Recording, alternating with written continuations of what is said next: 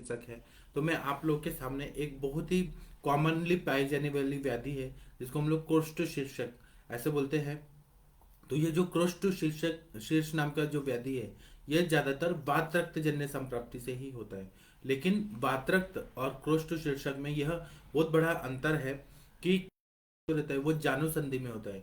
मतलब knee joint में ये कुछ तो इन्फ्लेमेटरी सिम्टम्स आ जाते हैं। और इसमें ऐसा रहता है ना कि पेशेंट हमारे पास जब भी आते हैं तो इसमें वायु और रक्त इसकी ही हमें दिखती है। सेम वातरक्त जैसी ही संप्राप्ति है, लेकिन वातरक्त में छोटी संधियों से शुरू होता है। पैर की जो उंगलियां रहती है वहां से वातरक्त शुरू होता है और उसमें आघात जन्य यह निमित्त होता है। अगर चोट लग जाए तो फिर वह आघात की वजह से जब हो जाता है तो उसको हम बोलते हैं वातरक। और लेकिन जब यह जानु संधि में हो जाता है, मतलब जो नी जॉइंट है, बोथ नी जॉइंट में एक में हो गया दूसरे में होगा, जब वहां पर यही संप्राप्ति हो रही है, जो वात को प्रकोपक करने वाले आहार विहार का सेवन किया जा रहा है, रक्त को प्रकोपक करने वाले आहार विहार का सेवन किया जा रहा है, तो उसकी वजह से क्रोष्ट शीर्ष नाम का व्याधि हो जाता है। तो इसीलिए हम इसके बारे में पहले देखेंगे और कि इसके बारे में ग्रंथों में क्या बताया है और इसकी चिकित्सा कितनी सरल है। जो अगर बेसिक कॉन्सेप्ट समझ गया तो चिकित्सा करना बहुत ही आसान हो जाता है। तो माधव निदान में वात व्याधि जो निदान है उसमें ऐसा बताया, वात व्याधि के निदान वाले चैप्टर में ऐसा बताया कि वात शोणितजः शोथो जानु मध्य महारुजः। मतलब वात और शोणित इसके दुष्टि की वजह से शोथ हो जाता है। और कहाँ होता है तो जानु मध्य, मतलब ज्वाइंट्स के बीच में, नी ज्वाइंट के बीच में हो जाता है। महारुजः बहुत ज्यादा पेन होने लगता है। गेह क्रोष्टु शीर्षस्तु स्थूल क्रोष्टु शीर्षवत, इसको हम लोग कोर्श शीर्ष जानते हैं। और यह जैसे कोल्लू का बैल का ऊपर जो ये रहता है पीठ में, आप लोगों ने बैल का देखा होगा, जो तेल निकालने वाले बैल होते थे, तो उनका ना ऐसे कोल्लू की तरह होता था। उसी तरह से जो नी जॉइंट है वहां पे ऐसे कोल्लू की तरफ बढ़ जाता है, इसलिए इसको क्रोष्ट शीर्षक ये नाम, ये संज्ञा प्राप्त हुआ है। इसमें ऐसा बता रहे हैं कि केवल ये जानु संधि में जो पाया जाता है उसी को ये क्रोष्ट शीर्ष नाम का व्याधि बोलते हैं।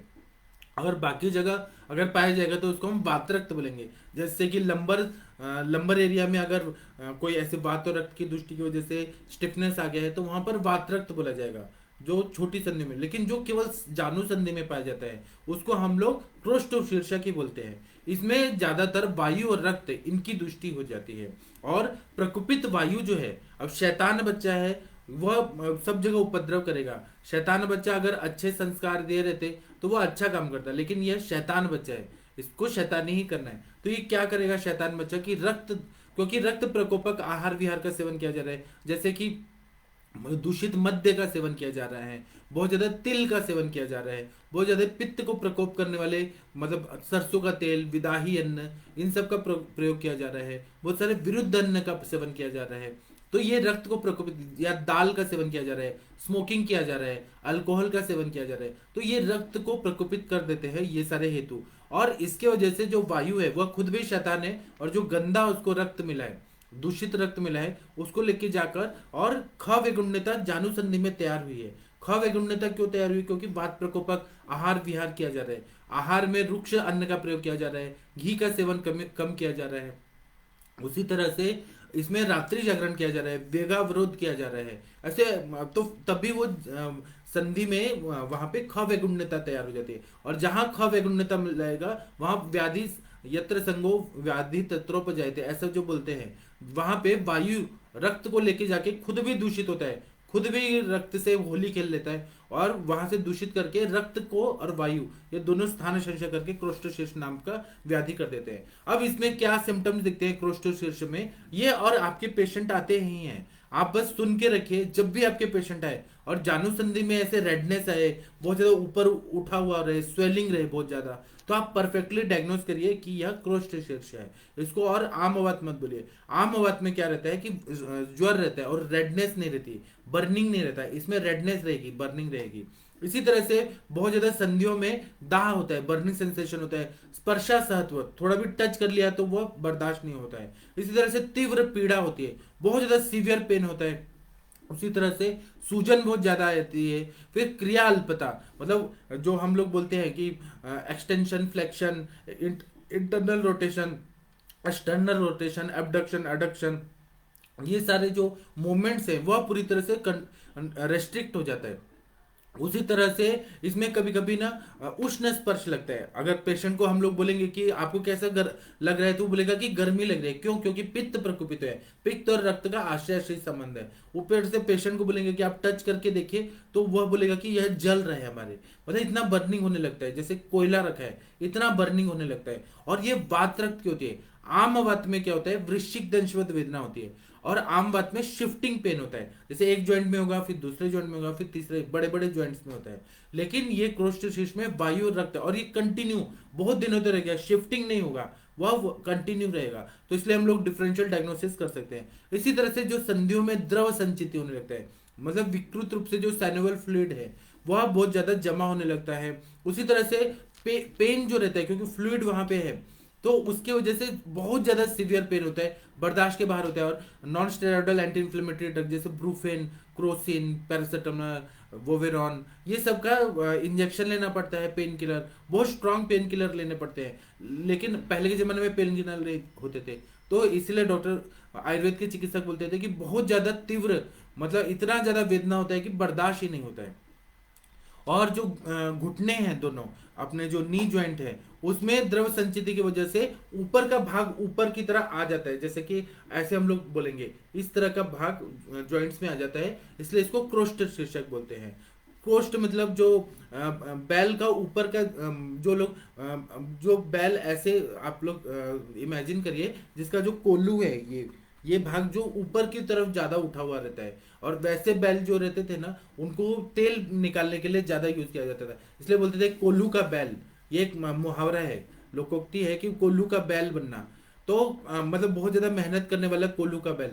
और कोल्लू का बैल जितना वो ऊंचा रहता था ना, वहां पे वो रख के और फिर तेल पिराया जाता था पहले के जमाने में। आजकल तो मशीन से सब होता है, पहले के जमाने में तिल का तेल निकालना है, सरसों का तेल निकालना है, तो कोल्लू का बैल लगा के और गोल गोल घूम के और फिर तेल निकाला जाता था। मतलब बैल से होता था, और वो वही कोल्लू वाले बैल ही तेल निकाल सकते थे। तो मतलब उसका जो पीछे का ये भाग है बहुत ज्यादा उभार हो जाता है। उसी तरह से ज्वाइंट्स के ऊपर ऐसे स्वेलिंग होती है, और स्वेलिंग के अंदर क्या रहता है, तो द्रव संचिति रहती है, बहुत ज्यादा एक्सुडेट रहता है, बहुत ज्यादा अंदर पानी जमा रहता है। और इसमें मेन वायु और रक्त दोनों प्रकोपित होते हैं। इसी तरह से वात रक्त में भी यही चीज होता है, वायु और रक्त की ही दृष्टि होती है। और उसमें लेकिन वो उसमें क्या रहता है कि वह संधियों में, पैर की उंगली की संधियों में जाके, या हाथ की उंगलियों के संधियों में जाके, और छोटी संधियों में ये ज्यादा होता है। उसमें अगर हम लोग देखेंगे वात रक्त में, तो संधियों में शोथ रहेगा, वेदना रहेगा, उसके बाद में रेडनेस रहेगा, बहुत ज्यादा लालिमा रहेगा, दाह पाक लाल राग, दाह पाक राग, लालिमा, ये सब रहता है। उसी तरह से उसमें उष्ण स्पर्श रहता है, उसमें बर्निंग रहता है, लेकिन छोटी संधियों में रहता है। और दूसरा, वात रक्त की शुरुआत ही होती है तो पर्व संधि से होती है। और दूसरा, वात रक्त में अभिघात हुआ रहता है, कैसे भी चलते चलते भी थोड़ा भी चोट लग गया तो वो होता है। लेकिन इसमें ऐसा नहीं है। यह वहां पे स्थान संचय तक, इसमें चोट लगे या न लगे, लेकिन ये जाके जानुसंधि में ही वायु रक्त जाके स्थान संचय करके, और फिर ये क्रोष्ठ शीर्षक कोल्लू के बैल की तरह उभार आ जाता है, स्वेलिंग आ जाता है। इसी तरह से इसमें द्रव संचिति बहुत ज्यादा रहती है, और वात रक्त में द्रव संचिति नहीं रहती है। वात रक्त ज्वाइंट्स में रहता है, और उसमें यूरिक एसिड के क्रिस्टल्स वगैरह होंगे, लेकिन वो हार्ड होंगे। यहाँ पर अगर हम ऐसे दबाएंगे तो लगेगा कि पिटिंग इडिमा की तरह यहाँ पे पानी जमा है, इस तरह का हमें फील होने लगता है। तो ये डिफरेंशियल डायग्नोसिस होता है। और दूसरा बोलते हैं कि ग्रंथकार ऐसे बोलते हैं कि ये केवल और केवल जानुसंधि में ही होते हैं, मतलब नी जॉइंट में ही होते हैं, और कहीं पर नहीं होते हैं। और व्यवहार में अगर हम लोग देखें तो राइट साइड का जो नी जॉइंट है, राइट साइड वाले में ये ज्यादा मिलता है। और दूसरा है कि राइट साइड में ही क्यों मिलता है, इसका अभी तक रिसर्च नहीं हुआ है, लेकिन अपने आचार्य बोलते हैं कि राइट साइड में ही ये ज्यादातर पाया जाता है। लेफ्ट साइड में हार्ट रहता है, तो हम लोग क्या सोच सकते हैं उसके बारे में और रिसर्च करने की जरूरत है। लेकिन ग्रंथकार जितने हैं उन्होंने ऑब्जर्व किया कि क्रोस्ट शीर्षक ज्यादातर राइट नी से शुरू होता है, और एक ही पैर में ज्यादा रहता है। और कभी कभी वो दूसरे उसमें जाएगा, लेफ्ट में जाएगा, लेकिन ज्यादातर राइट साइड में ही रहता है। इसका कार्य कारण भाव हमें निकालना है, आगे हम लोग रिसर्च करेंगे और फिर बताएंगे।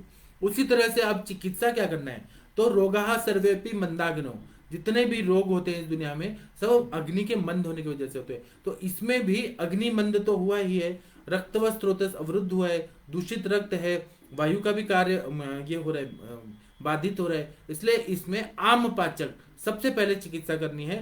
स्रोतस का शोधन करने वाली चिकित्सा, या तो विरेचन करा दीजिए या रक्तमोक्षण करा दीजिए, वमन करा दीजिए, लेकिन वायु और रक्त की है तो इसमें हमें विरेचन चिकित्सा ही ज्यादा रहेगी श्रेष्ठ, क्योंकि अपान वायु का अनुलोमन करना है, पित्त का शमन करना है, तो विरेचन श्रेष्ठ है। और उसके बाद में हमें जो मेडिसिन देनी है इंटरनल, वो आम का पाचन करना है, स्त्रोतस का शोधन करने वाली और रक्त धातु पे काम करने वाली, जैसे कि रक्त पाचक, रस पाचक, ताप्यादि लोह, नवायस लोह, ऐसी दवाइयां देनी है। रक्त शोधन करने वाली जितनी भी दवाएं, महामंजिष्टादि क्वाथ है, बहुत सारे रक्त को शुद्ध करने वाली दवाइयां हैं। ताप्यादि लोह, नवायस लोह तो बहुत अच्छा काम करते हैं। स्वर्णमाक्षिक भस्म रक्त धातु पे बहुत अच्छा काम करते हैं। गैरिक भस्म बहुत अच्छा काम करता है। तो इस तरह से हमें ये करना है, और इसमें कुछ लेप लगाने हैं जो सूजन को कम करे, पेन को कम करे। उसी तरह से स्वेदन देना है, रक्त मोक्षण करना है, रक्त और वायु के शामक ऐसे चिकित्सा करनी है, तो बहुत बढ़िया फायदा करता है। तो लेप में जो लता करंज होता है वह व्याधि प्रत्यनिक दवाई है क्रोस्टोशीर्ष का, वह वायु और रक्त इसका आवरण को भंग कर देता है, और दूसरा क्या है कि स्त्रोतस को खोल देता है। तो इसलिए लता करंज जो है वो उसको घिस के उसका पेस्ट टाइप बना के और उसका लेप लगाने से बहुत अच्छा फायदा होता है। इससे तुरंत ही इमीडिएटली वेदना और सूजन, दाह पाक, लालिमा ये सब कम हो जाता है। लता करंज का जो बीज जो रहता है वो अभ्यंतर प्रयोग के लिए भी प्रयोग करते हैं, मतलब इंटरनली भी खाने के लिए भी देते हैं। उसके लिए 5 से 10 ग्राम तक हम लोग लता करंज देते हैं। तो यह उस व्याधि की व्याधि प्रतिनिक दवाई है। उसी तरह से जो लता करंज होता है, जिसको मराठी में सागर गोटा बोलते हैं, उसको लोहे की कढ़ाई में भून दिया जाता है, और उसमें फिर क्या किया जाता है कि 250 मिलीग्राम इतना ले लिया जाता है, और उसमें उसको गुड़ के साथ मिक्स करके फिर खिलाया जाता है। तो लता करंज और गुड़ इसका मिक्सचर के रूप में दिया जाता है, और गर्म पानी के साथ इसको नहीं दिया जाता है। तो हमें ना इसमें कोष्ण जल ज्यादा नहीं देना है, गर्म नहीं देना, नहीं तो पित्त की दृष्टि होगी। और इसीलिए ना नॉर्मल पानी के साथ अगर दे दिया जाए तो बहुत बढ़िया काम करता है। इसी तरह से इसमें वातरक्त में जैसे रक्त मोक्षण किया जाता है, सिरावेद किया जाता है वातरक्त में, आप लोगों को मालूम है गाउटी अर्थराइटिस में, तो इसमें सिरावेद भी कर सकते हैं, जलौका भी लगा सकते हैं, श्रृंग भी लगा सकते हैं, या कपिंग थेरेपी जो रहती है अलाबू वाला वैसा भी कर सकते हैं, तो बहुत बढ़िया काम करता है। उसी तरह से जलौका व चारण जो है, जलौका लगा दिया तो जानुसंधि का स्वेलिंग बहुत जल्दी ठीक हो जाता है, और जो पानी जमा है, द्रव संचिति है, वह तो लता करंज का लेप से ही बहुत बढ़िया काम कर देता है। और इसमें रक्त दृष्टि को ध्यान में रखते हुए कुछ कुछ मेडिसिन जो है बहुत अच्छा काम करते हैं। तो गुडुची जो है, गुडुची कटुका तिक्ता स्वादु पाका रसायनी संग्राहिणी कशौष्णा लघ्वी बल्यागिनी दीपनी दोष त्रामित्र में काशंच पांडुताम कामला कुष्ठ बातास्त्र ज्वर कृमि वमिन हरेत। ऐसा गुडुची के बारे में रसायन भी है, तिक्त रसात्मक भी है, तो यह वो संप्राप्ति को भंग करने के लिए गुडुची बहुत अच्छा है। फिर सारिवा है, गुडुची और सारिवा रक्त का पूरी तरह से दुष्टि को दूर करती है, सारिवा भी बहुत श्रेष्ठ दवाई है। इसी तरह से वह द्रव में जो रक्त में जो द्रव हो गया है, मतलब बहुत ज्यादा पानी पानी जमा हो गया जो जाके यहाँ स्थान जगह उसको पूरी तरह से शोषण कर लेता है। कौन करता है? तो सारिवा करता है।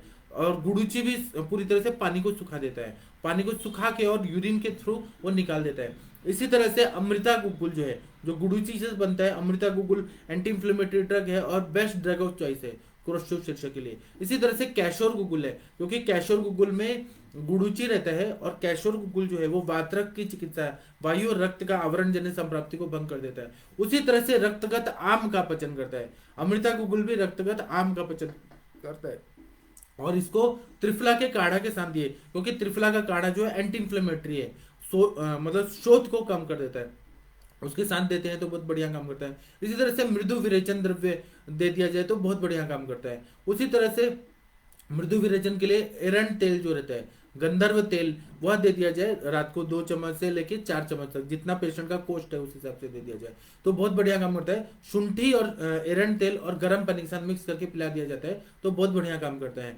पथ्य में इसमें विश्रांति लेना, रेस्ट करना बहुत जरूरी होता है, और वातज्ञ आहार जो रहते हैं वो पथ्य का रहते हैं, मतलब वायु का शमन करने के लिए हम लोग जब निरामावस्था आती है तो हम बस्ती का प्रयोग करते हैं। तो तिक्तक क्षीर बस्ती जो रहता है क्रोस्टोशीर्ष में बहुत बढ़िया काम करता है। तिक्तक क्षीर बस्ती है, धन्वंतर तेल है, जब सामावस्था रहेगी तब नहीं देना है, जब निरामावस्था रहेगी तब देना है। तो हम लोग को धन्वंतर तेल, क्षीरबला तेल, और उसके बाद में चंदनबला लाक्षादी तेल और बला सुगंधादी तेल, लाक्षा तेल, ये सब का प्रयोग करते हैं तो बहुत बढ़िया फायदा होता है। मेरे पास एक डॉक्टर जी का फोन आया, वो मतलब बीएमएस की डॉक्टर हैं, और उनको बहुत ज्यादा आम संचिति है, और मतलब आम इतना ज्यादा है कि उनको ना कोमोड में जब वो मतलब वॉशरूम को जाती हैं तो वो क्लीन नहीं होता है, और बहुत ज्यादा गुरुता है, और उनको अग्निमांद्य भी है, बिना भूख के खाना खाती हैं।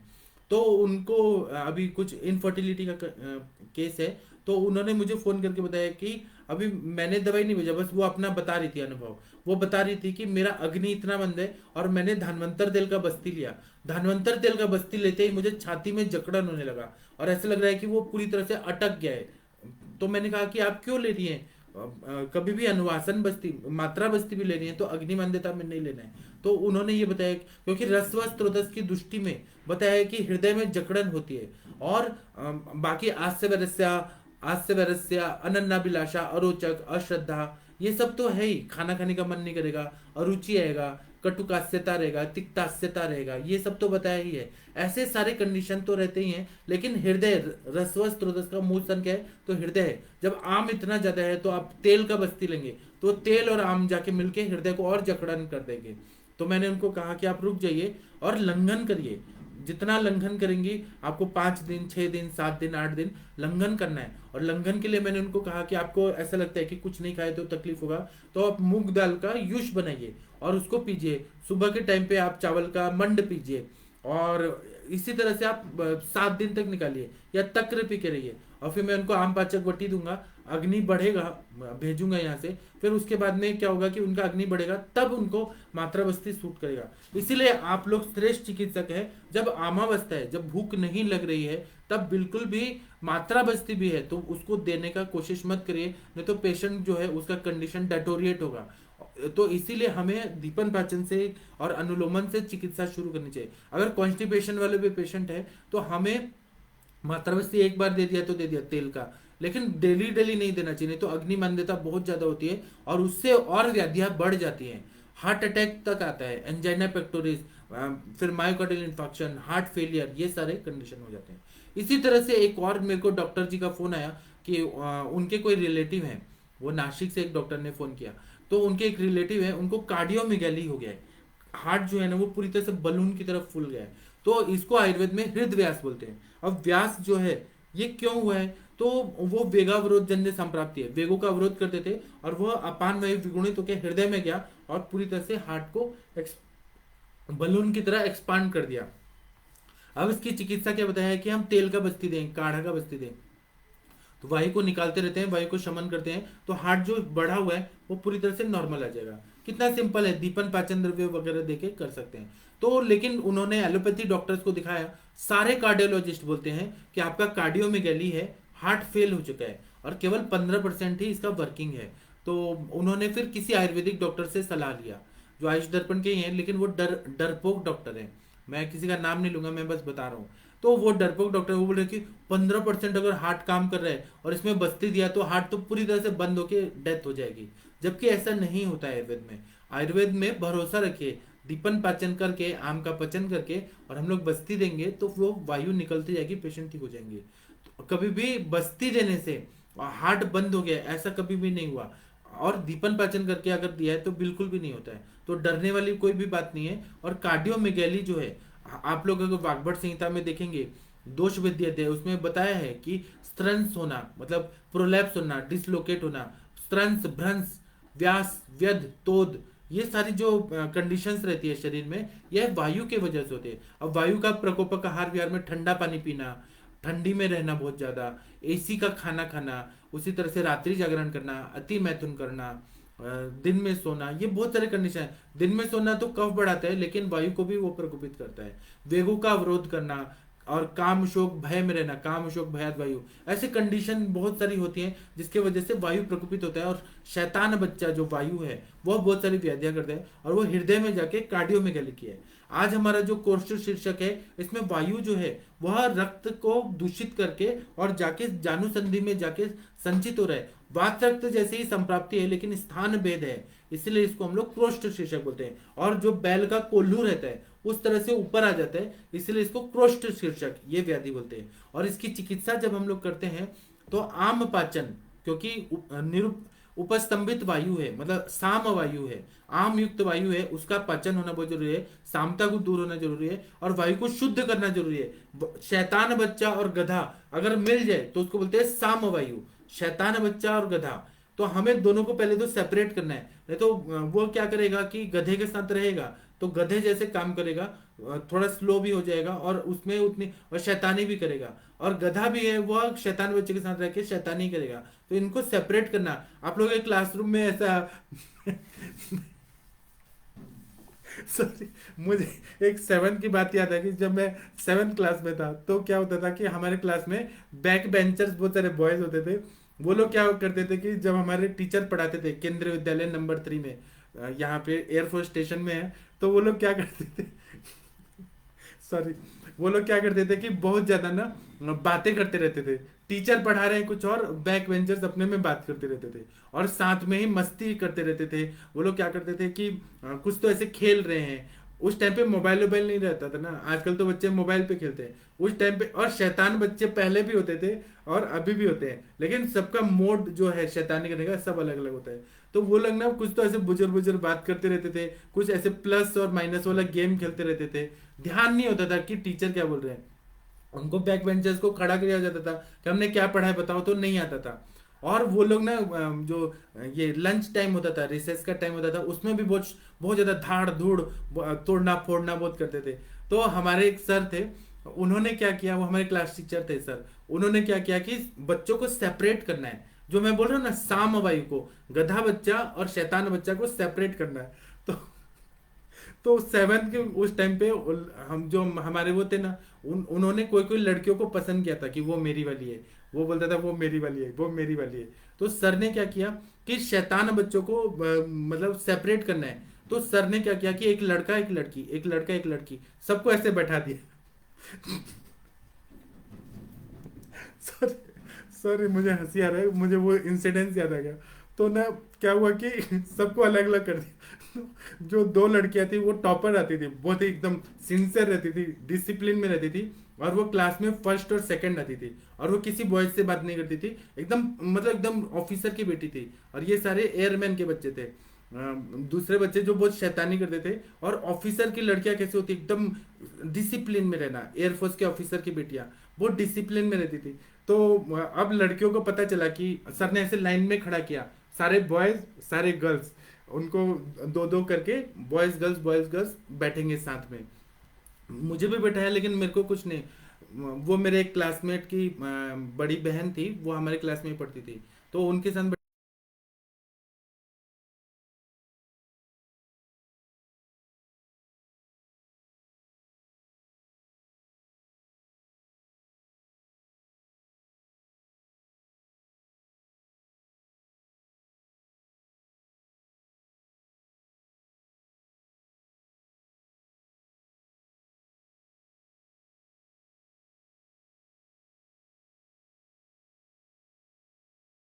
तो लड़कियों ने क्या किया कि दो लड़कियां बोली कि नहीं नहीं, हम इन ये बैड बॉयज के साथ नहीं बैठेंगी।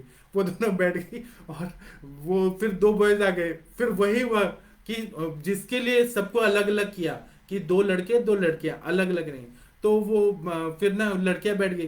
तो वो फिर बॉयज चिल्लाने लगे, सर मुझे उसके साथ बैठना है, उसके साथ बैठना है। तो वो लड़कियों ने कहा कि सर हम ना अपने पेरेंट्स को लेके आएंगे, हमारे विंग कमांडर है पेरेंट, हम उनको लाएंगे, हम कंप्लेन कर रहे हैं कि हम एक बॉयज के साथ नहीं बैठेंगे। ऐसा करके बहुत दिन तक झगड़ा चलते रहा क्लास में। जब भी वो सर आते थे तो यही बात का टॉपिक चलता था। लड़के बोलते थे कि हमें वो लड़की के साथ बैठना है, तो वो बोलती थी नहीं हमें नहीं बैठना। फिर बाद में मामला और बढ़ा, बहुत ज्यादा बढ़ा। फिर पेरेंट्स है, फिर पेरेंट्स ने कंप्लेन किया कि ये बॉयज क्यों बोलते हैं हमारी कि मतलब हमें यही लड़कियों के साथ बैठना है। तो वो बोल रहे कि, और ओपनली भी कर दिया उन्होंने कि सर वो मेरी वाली है, मेरी वाली है। तो फिर प्रिंसिपल के रूम में बुलाया गया, बहुत ज्यादा डांट पड़ी थी। फिर वो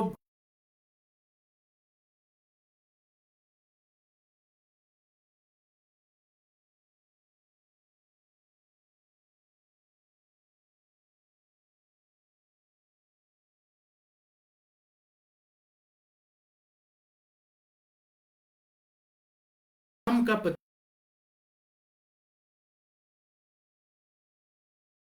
वायु फिर स्त्रोतस खुल जाएगा तो वह अपने आप अच्छा गमन करने लगता है, फिर वो शैतानी नहीं होगी। जो मैंने कहा ना, दो बच्चे बॉयज बहुत ज्यादा शैतानी करते थे, और वो शैतानी और भी क्या करते थे, च्युइंगम लेके आते थे, वो खाते रहते थे और किसी के बेंच पे ऐसे किसी के सीट पे लगा देते थे, तो उसका पैंट फट जाता था। ऐसे बहुत सारे शैतानियां करता था। वो शैतानी मैं बाद में बताऊंगा। और मेरे यहाँ चोटी है, तो चोटी में ना मैं क्या करता था बचपन में, मेरे को ऐसे शौक चढ़ा था कि रुद्राक्ष की माला पहननी है यहाँ पे। तो मेरा भी हाइट छोटा था उस टाइम, अब बाद में हाइट बढ़ा। तो मैं ज्यादातर फर्स्ट बेंच या सेकंड बेंच पे बैठता था। तो वो बच्चों को मुझे परेशान तो वो क्या करते थे, चौक के छोटे छोटे पीसेस लाते थे, या पेपर का ये ऐसे बनाते थे, पेपर का जो ये रहता है ना, शैतान बच्चे कितना वो करते थे, ऐसा बनाते थे ऐसा, और रबर बैंड लेके और फिर ऐसे करके, और मैं फर्स्ट बेंच पे बैठा हूं ना, मेरे वहां चोटी में ना निशाना मारते थे। तो पूरी क्लास हंसती थी। तो अब वो पूरी क्लास हंसेगी क्योंकि उन्होंने निशाना मारा है, तो एक तो मैं परेशान होता था कि मुझे कोई छेड़ रहा है ये, तो मैं कंप्लेन करता कि पीछे से मुझे वो पेपर से मारा, चौक से मारा। तो एक तो वो बच्चे हंसते थे, और ऊपर से पूरी क्लास डिस्टर्ब होती थी। तो टीचर बार बार उन्हीं को पकड़ते थे, वो सब बोलते थे किसने मारा, तो इसने मारा, इसने मारा, उसने मारा, ऐसे करते। तो ये ऐसे शैतान बच्चों का है। यहाँ पर भी साम वायु जो है ना, यही सबसे ज्यादा शैतानी कर रही है। अब मुझे वो सब बातें याद आती है, तो व्याधि को समझने में इजी जाता है। शैतान बच्चे यही काम करते हैं। साम वायु जो है वो शैतानी करता है, स्त्रोतसों का अवरोध करता है, और प्राकृत कार्य जो है, जैसे क्लासरूम में टीचर कोई पढ़ा रहे हैं, उसको वो बहुत ज्यादा, टीचर को बहुत परेशान करते थे, क्लासरूम को डिस्टर्ब करते थे। यहाँ पर भी साम वायु है, आम युक्त वायु है। आम मतलब गधा बच्चा, और वायु मतलब शैतान बच्चा। ये दोनों मिलके बहुत ज्यादा धिंगाना करते हैं, धिंगाना मस्ती करके डिस्टर्ब करते हैं। इस तरह से मैंने आप लोगों को बताने का कोशिश किया।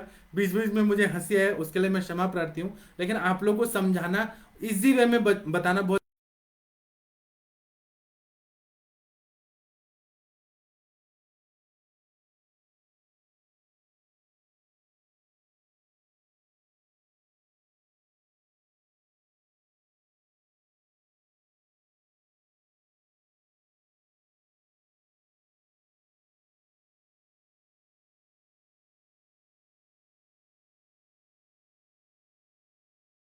क्या क्या गलत काम करूं।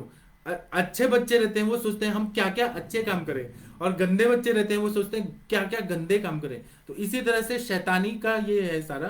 तो वात रक्त में यही संप्राप्ति रहती है, और जानु संधि में जाके ये व्याधि उत्पन्न कर देती है। तो आप लोगों को शायद मैंने जो सिंपल लैंग्वेज में बताने का कोशिश किया, आप लोगों को शायद समझ आ गया होगा। अभी मैं आप लोगों के प्रश्न उत्तर का आंसर देता हूँ। और क्रोष्ट शीर्षक जब भी आपके पास पेशेंट है, तो आप लोग मिस मत करिए, मतलब उनको समझिए कि कैसे ये रहता है और क्या चिकित्सा रहती है, क्या संपत्ति भंग करने का हम लोग कर सकते हैं, तब आप लोग जरूर सफल हो जाएंगे। जी। और ना मैं आप लोगों को प्रणाम करता हूँ, क्योंकि आप लोग इतने अच्छे लोग हैं कि आप लोग प्रैक्टिस कर रहे हैं, आगे बढ़ रहे हैं। डॉक्टर पूजा जी नमस्ते प्रणाम आपको। डॉक्टर योगेश्वर जी नमस्ते प्रणाम आपको। डॉक्टर अनूप जी नमस्ते प्रणाम आपको। डॉक्टर हरकिरण जी नमस्ते प्रणाम आपको। डॉक्टर दीपक सोलंकी जी नमस्ते प्रणाम आपको। आप सब लोग भारत के श्रेष्ठ चिकित्सक हैं। डॉक्टर दिलीप सोलंकी जी नमस्ते प्रणाम आपको। डॉक्टर देवांशु अग्रहरी जी बोल रहे हैं स्वेदन कॉन्ट्राइंडिकेटेड। आपकी बात सही है। मैंने इसमें स्वेदन जो है, जब बहुत ज्यादा रक्त का उसमें रहेगा इन्वॉल्वमेंट, तब नहीं देना है। तो डायरेक्ट स्वेदन मैंने बोला ही नहीं, मैंने कहा कि स्वेदन दे सकते हैं जब आमावस्था रहे, जब आमवात जन्य संप्राप्ति रहे, तो रुक्ष स्वेद कर सकते हैं। लेकिन अगर इसमें रक्त और पित्त का ज्यादा है तो स्वेदन नहीं देना चाहिए। इसमें लेपन चिकित्सा ही करना, और वो भी लताकरंज का लेप ही ज्यादातर इसमें इंडिकेटेड रहता है। स्वेदन डायरेक्ट ज्यादा नहीं दिया जाता है, तो स्वेदन से और बढ़ जाएगा। डॉक्टर बिंदेश जी नमस्ते प्रणाम आपको। डॉक्टर अरविंद जी बोल रहे हैं कि सर के चरणों को नमन, आप सर हमें आगे बढ़ाने के लिए बहुत सहयोग कर रहे हैं, thank you thank you. Doctor Diwakar Sharma ji नमस्ते प्रणाम आपको। डॉक्टर प्रदीप जी नमस्ते प्रणाम आपको। डॉक्टर जागृति परमार जी नमस्ते प्रणाम आपको। आप लोग भारत के श्रेष्ठ चिकित्सक हैं, बहुत अच्छे लोग हैं आप लोग। डॉक्टर कैलाश चावला जी नमस्ते प्रणाम आपको। डॉक्टर सोनम जी नमस्ते प्रणाम आपको। डॉक्टर सुनीता पाल जी नमस्ते प्रणाम आपको। डॉक्टर अदिति त्रिपाठी जी नमस्ते प्रणाम आपको। डॉक्टर गौतम ध्रुव जी नमस्ते प्रणाम आपको। डॉक्टर स्वर्णा जी नमस्ते प्रणाम आपको। आप लोग देखिएगा, आप लोग की जो ट्रीटमेंट है और समझने समझने का जो ये है वह कितना अच्छा इंप्रूव हो गया है, क्योंकि आप लोग दोष दुष्य समूर्चना समझ रहे हैं। तो आप लोग सेशन में आते रहिए। अभी जो 8:15 होगा उसमें क्लिनिकल डिस्कशन होगा, तो आप जरूर आइएगा, आप लोग को बहुत अच्छा फायदा होगा। डॉक्टर स्वर्णा जी नमस्ते प्रणाम आपको। डॉक्टर सुधाकर रेड्डी जी नमस्ते प्रणाम आपको। डॉक्टर प्रवीण जी नमस्ते प्रणाम आपको। डॉक्टर विकास विश्वकर्मा जी नमस्ते प्रणाम आपको। डॉक्टर वरुण कुमार जी नमस्ते प्रणाम आपको। डॉक्टर कंचन जी नमस्ते प्रणाम आपको। डॉक्टर जीना त्रिपाठी जी नमस्ते प्रणाम आपको। Doctor Bindesh Shastri ji thank you. Doctor Savita Pethe ji नमस्ते प्रणाम आपको। डॉक्टर आकांक्षा जी नमस्ते प्रणाम आपको। डॉक्टर अशोक यादव जी नमस्ते प्रणाम आपको। आप लोग भारत के श्रेष्ठ चिकित्सक हैं। डॉक्टर विश्वनाथ जी नमस्ते प्रणाम आपको। डॉक्टर देवांशु जी बोल रहे हैं कि सर कोष्ठोशीर्षक में लता करंज का प्रयोग का क्लासिकल रेफरेंस बताइए। मैं बताऊंगा, ये अनुभविक चिकित्सा से मैंने बताया, इसका रेफरेंस मैं बताऊंगा, अभी मेरे पास नहीं है क्योंकि मैं अपने आदरणीय गुरुजी वैद्य समीर जमदग्नि सर के नोट से पढ़ा रहा हूँ। इसका मैं रेफरेंस निकाल के आपको बताऊंगा। डॉक्टर इतिश्री साहू जी नमस्ते प्रणाम आपको। डॉक्टर अनीता जी नमस्ते प्रणाम आपको। डॉक्टर मंगला जी नमस्ते प्रणाम आपको। डॉक्टर सूरज जी बोल रहे हैं कि सर क्या लता करंज लेप वात रक्त में भी वेदना में भी उपयोगी है? वात रक्त में तो उतना, असली में लता करंज जो है वह पीसीओडी की दवाई है। लता करंज का हम लोग कुबेराक्षादि वटी देते हैं, वो बहुत बढ़िया काम होता है। कुबेराक्ष उसी को बोलते हैं, लता करंज से ही बनता है। यह ज्यादातर स्त्रोतोरोजन्य संप्राप्ति को भंग करता है। लता करंज का लेप वात रक्त के वेदना को भी शांत करता है।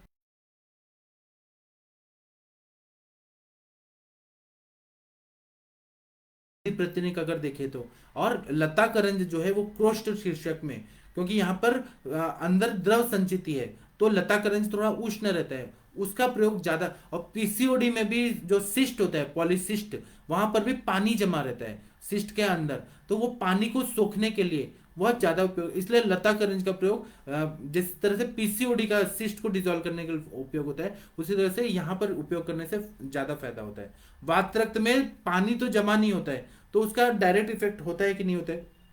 कभी मैंने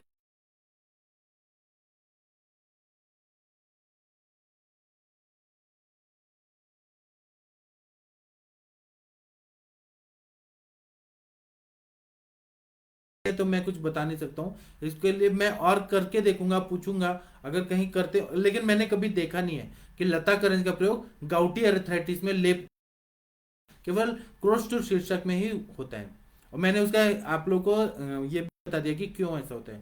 डॉक्टर वर्षा पटेल जी नमस्ते प्रणाम आपको। डॉक्टर विश्वनाथ जी बोल रहे हैं स्वर्णकल्प बेनिफिट होता है ना सर? हाँ, 100% होता है। डॉक्टर वैशाली जी नमस्ते प्रणाम आपको। डॉक्टर मनीषा जी बोल रही हैं कि प्रणाम सर, आपने समझाने के लिए गधा शैतान बच्चे के पेयर बनाकर बहुत अच्छे से समझाया, थैंक यू सर। एरंड पत्र स्वेदन कर सकते हैं? हम लोग कर सकते हैं, अगर वेदना बहुत ज्यादा हो रही है, इतना ज्यादा वेदना हो रही है, इतना ज्यादा हो रही है, तो एरंड पत्र से स्वेदन कर दिया तो इसमें फायदा होगा। लेकिन स्वेदन भी इतना ज्यादा नहीं देना है कि रक्त को प्रकोपित करे, पित्त को प्रकोपित करे। स्वेदन उतना ही दे कि वेदना शाम हो जाए और शोथ कम हो जाए। तो इसलिए स्वेदन का हम लोग को इसमें लेपन चिकित्सा बताया है और स्वेदन चिकित्सा भी बताया है। तो स्वेदन उतना ही देना है कि बॉडी को तकलीफ ना हो, भले वो 5 मिनट के लिए 10 मिनट के लिए करे, लेकिन ज्यादा नहीं करना है। डॉक्टर वैशाली जी बोल रहे हैं सर कई रसकल भी यूज कर सकते हैं क्या? 100% कर सकते हैं। महावात विध्वंसक रस है, वात गजांकुश रस है, फिर समीर गज केसरी रस है, बहुत सारी दवाइयां हैं, आप इसका प्रयोग करिए। डॉक्टर आरोग्य निधि जी नमस्ते प्रणाम आपको।